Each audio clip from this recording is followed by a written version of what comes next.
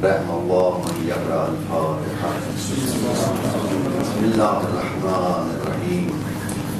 الحمد لله رب العالمين الرحمن الرحيم مالك يوم الدين. إياك نعبد وإياك نستعين اهدنا الصراط المستقيم صراط الذين أنعمت عليهم غير المغضوب عليهم ولا الضالين.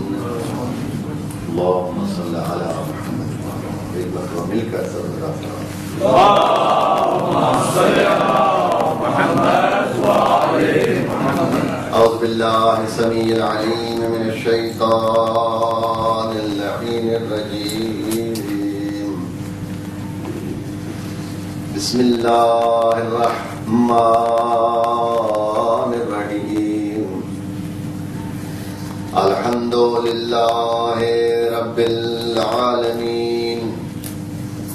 الحمد لله الذي هدانا لهذا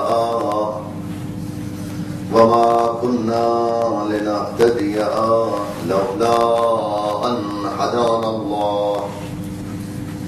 لقد جاءت رسل ربنا بالحق.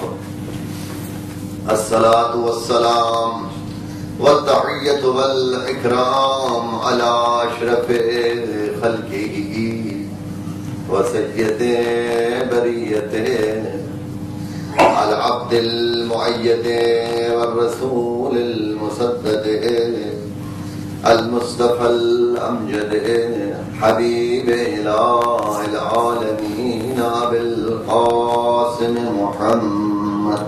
اللهم صل على محمد وعلى محمد. والصلاة والسلام على وزيره وأخيه ومشيره ووارث علمه علم الأولين والآخرين الذي هو زينة المسجد والمنبر فاتح الأوهد بدر بير العلم خيبر خندق والهنين والد الحسنين. ضربته يوم الخندق أفضل من عبادة الزمنين. غالب على كل غالب مطلوب كل طالب علي بن أبي طالب. اللهم صل على محمد وعلى محمد. والصلاة والسلام على آل بيت الطيبين الطاهرين المعصومين المنتجبين المنتخبين المظلومين المحرومين.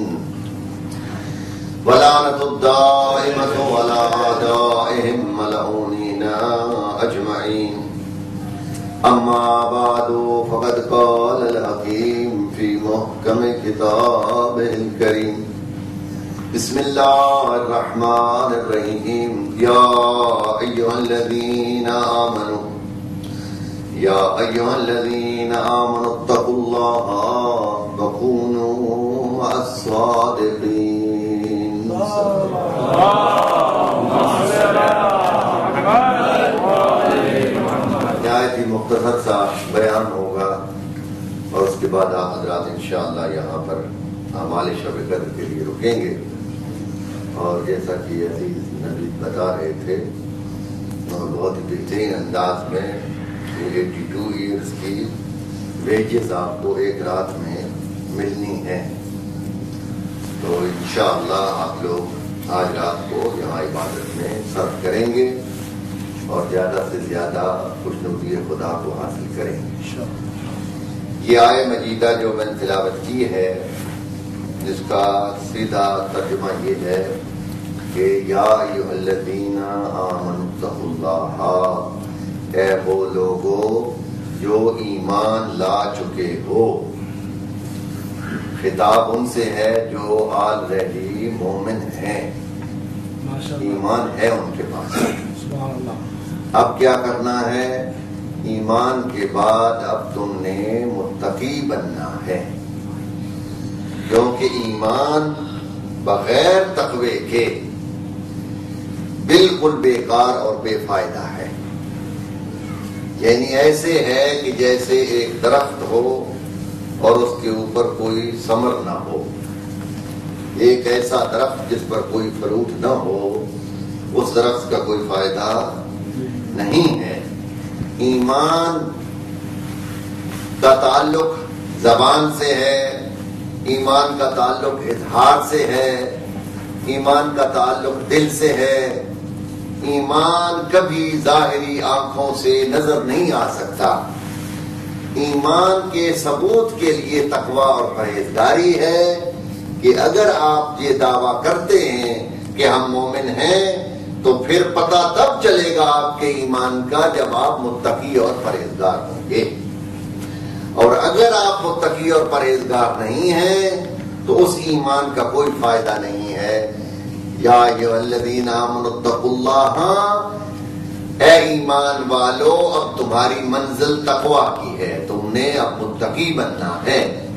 اس ماہ مبارک سے ہم گزر رہے ہیں، شہر رمضان، اس کی علت اور غرض و غایت کو پروردگار عالم بیان کرتے ہوئے یہ ارشاد فرما رہا ہے، یا ایھا الذین آمنوا کتب علیکم الصیام کما کتب علی الذین من قبلکم لعلکم تتقون، تاکہ روزے رکھو اور متقی بن جاؤ، تمہیں تقویٰ کی منزل حاصل ہو جائے. قرآن مجید ایک وہ لا ریب کتاب ہے کہ جس کے اندر کسی شک اور شبہ کی گنجائش نہیں ہے.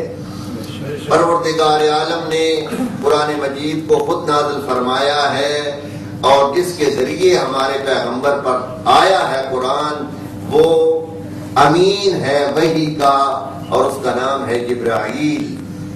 امین وحی خدا اللہ کے کلام کو لے کر کہاں آیا؟ پیغمبر اکرم صلی اللہ علیہ وآلہ وسلم کے پاس.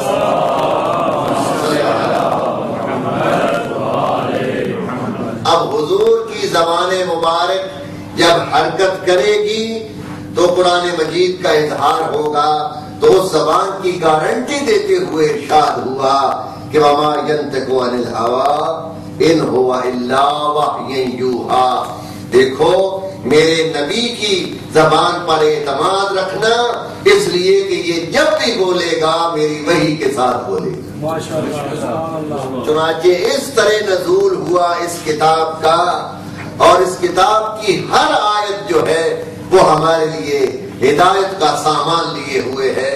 کسی ایک آیت کو بھی اگر موضوع بحث بنا لیا جائے تو ہماری زندگیاں سنور سکتی ہیں. صلوات پڑھیں محمد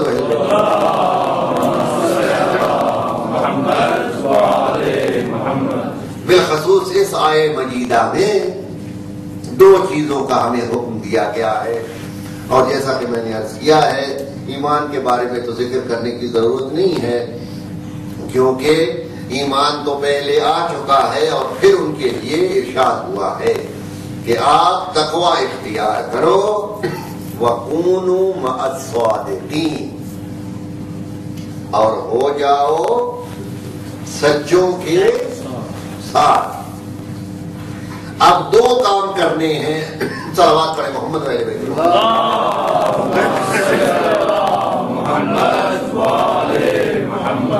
بارے دیگر صلوات پڑھیں محمد.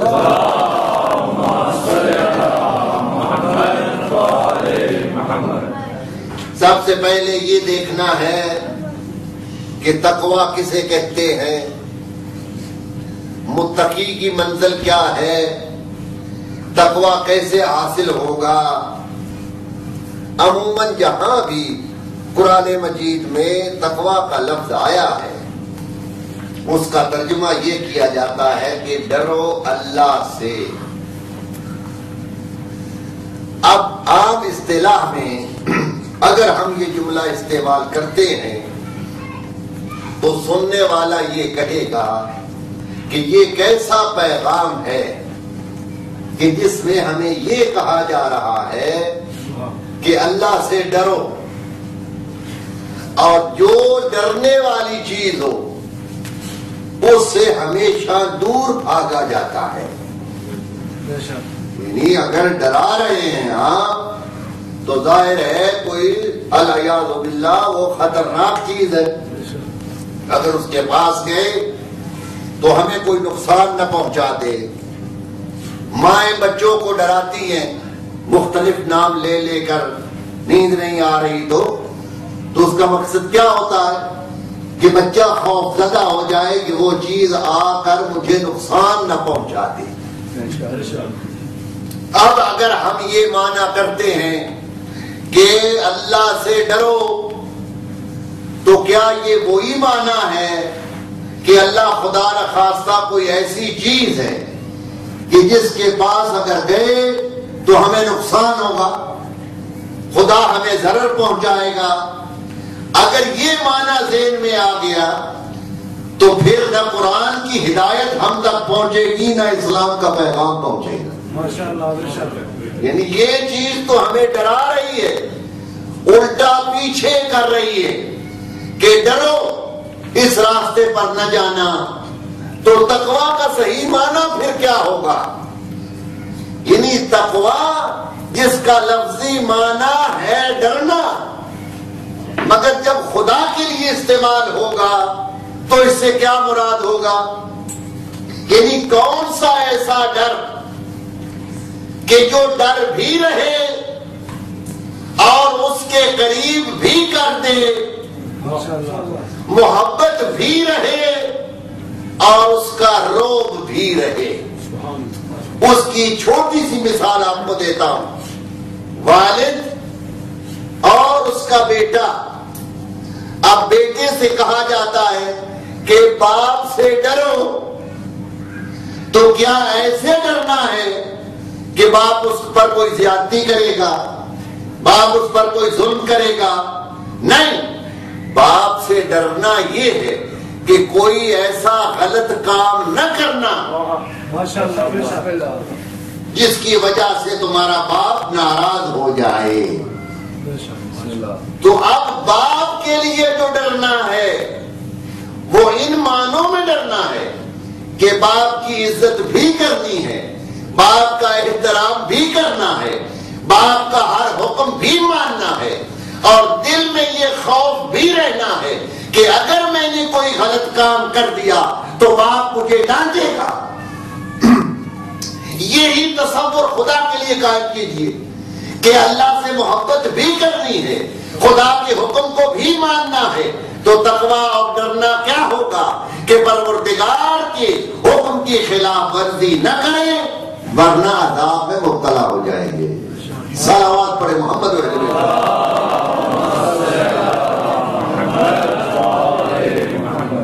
اور جو تقویٰ اختیار کرے گا اس کو کہتے ہیں متقی. یہ صاحب تقویٰ ہو گیا، یعنی اس کا ہر فعل جو ہے وہ خدا کی مرضی کے تابع ہے، اور اسے ہر وقت دل میں احساس رہتا ہے کہ میں کوئی ایسا کام نہ کروں کہ جس سے میرا خدا مجھ سے ناراض ہو جائے.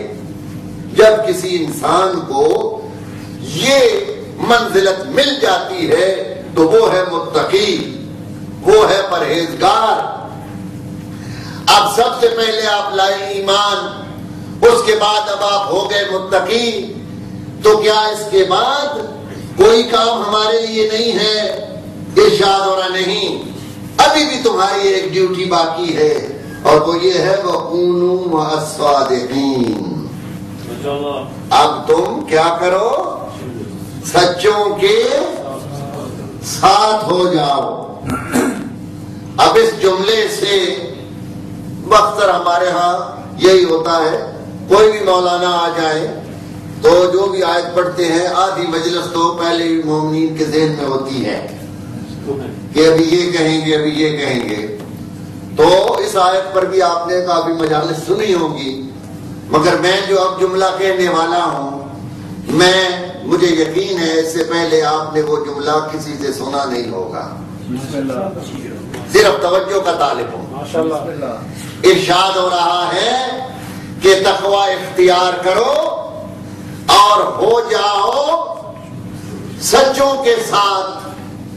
اب میں یہ پوچھتا ہوں کہ کیا خدا ہمیں نہیں چاہتا کہ ہم سچے ہو جائیں